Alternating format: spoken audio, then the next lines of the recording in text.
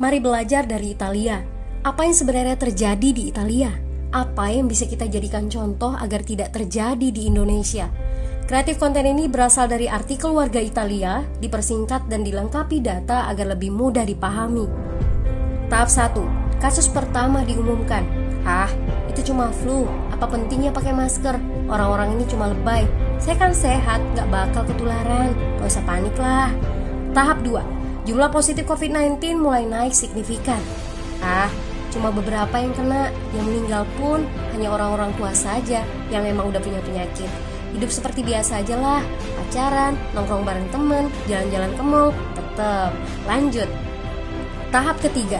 Jumlah kasus meningkat dengan cepat, berlipat ganda dalam 1 hari. Tingkat kematian pun bertambah. 7 Maret, lebih dari 5.000 kasus positif COVID-19. Zona merah diberlakukan di Italia. Wilayah yang dikarantina hampir 25% dari luas Italia. Sekolah dan universitas tutup, tapi tempat kerja, bar, dan restoran masih buka. Sementara itu, 75% wilayah lain masih menganggap enteng COVID-19. Anjuran mencuci tangan ada di mana-mana, tapi sekadar anjuran dan tak banyak yang melakukan. Tahap 4. Jumlah kasus meningkat pesat. Sekolah dan universitas ditutup selama sebulan. Darurat nasional pun diberlakukan. Rumah sakit menambah kapasitas, seluruh kamar dibersihkan untuk memberi ruang bagi pasien COVID-19. Tapi tak ada cukup dokter dan perawat. Ada terlalu banyak kasus pneumonia, terlalu banyak pasien perlu ICU, tapi ruangannya sudah habis, ventilator habis. Pada titik ini seperti kondisi dalam perang. Dokter harus memilih siapa yang akan diobati berdasarkan peluang bertahan hidup. Itu berarti pasien lanjut usia dan punya penyakit bawaan seperti hipertensi, diabetes, stroke tidak masuk prioritas karena tidak ada lagi ruang. Sistem layanan kesehatan seketika runtuh. Tahap 5. 9 Maret mencapai lebih dari 9.000 kasus. Seluruh kota Italia lockdown. Orang-orang bisa pergi hanya untuk keperluan darurat dan dalam pengawasan ketat.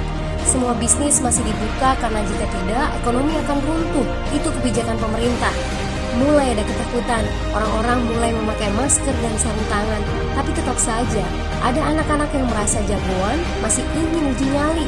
Pergi ke restoran rame-rame, hangout bareng, minum-minum dan lain sebagainya. Tahap 6. 2 hari kemudian pemerintah Italia berubah pikiran. Semua bisnis harus tutup. Bar, restoran, pusat perbelanjaan, semua jenis toko, kecuali supermarket dan apotek. Penyebabnya, karena dalam sehari yang positif bertambah lebih dari 2.000 kasus. Penduduk yang mau keluar rumah harus mendapat surat izin. Surat izin ini didapatkan dari pos pemeriksaan polisi yang disebar di berbagai lingkungan. Yang melanggar bisa kena denda 3,3 juta rupiah. Bagi pasien positif yang tidak mau mengkarantina diri, bakal dituntut dengan pasal pembunuhan, hukuman 1-12 tahun penjara. 21 Maret jumlah korban meninggal di Italia terus meningkat melampaui Cina. Sebagai gambaran, luas Italia itu kurang lebih 2 kali Pulau Jawa. Penduduknya lebih dari 60 juta jiwa. Lalu apa yang harus kita pelajari dari Italia? Yuk, mulai dari diri sendiri, mulai dari di rumah aja. Jaga kebersihan lalu isolasi diri dan keluarga. Tidak keluar rumah kecuali sangat penting. Ini saatnya memulai solidaritas. Yang mampu harus mulai membantu yang tidak mampu. Ini adalah bentuk usaha dan doa kita semua.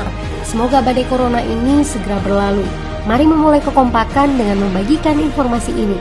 Di rumah aja, mari belajar dari Italia.